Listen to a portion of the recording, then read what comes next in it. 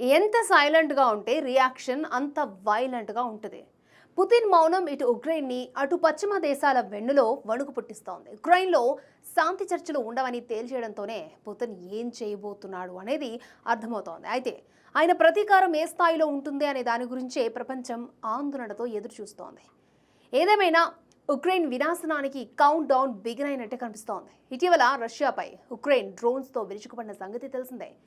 ఈ నేపథ్యంలో United states president Trump చేసిన తాజా కమెంట్స్ సంచలనం రేపుతున్నాయి.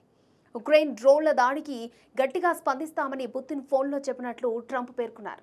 గంట 15 నిమిషాల పాటు పుతిన్తో మాట్లాడారని ట్రంప్ తెలిపారు.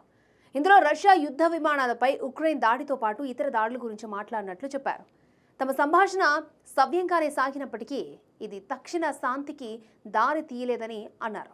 దీనిని బట్టి రష్యా ఉక్రెయిన్ మధ్య ఇప్పట్లో సంధి కుదిరే అవకాశమే లేదని ట్రంప్ కుండబద్దలు కొట్టినట్టయింది.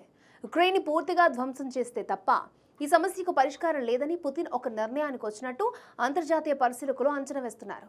ట్రంప్ పుతిన్ మధ్య జరిగిన సంభాషణ వివరాలు పూర్తిగా తెలియదు, కానీ ఖచ్చితంగా ఈ విషయం ప్రస్తావనకు వచ్చి ఉంటుందని భావిస్తున్నారు. అందుకనేమో ట్రంప్ కూడా వ్యూహాత్మక మౌనాన్ని పాటిస్తున్నారు. ఇదిలా ఉంటే వారి ఫోన్ సంభాషణలో ఇరాన్ అణు ఆయుధాల గురించి కూడా చర్చించినట్లు ట్రంప్ తెలిపారు.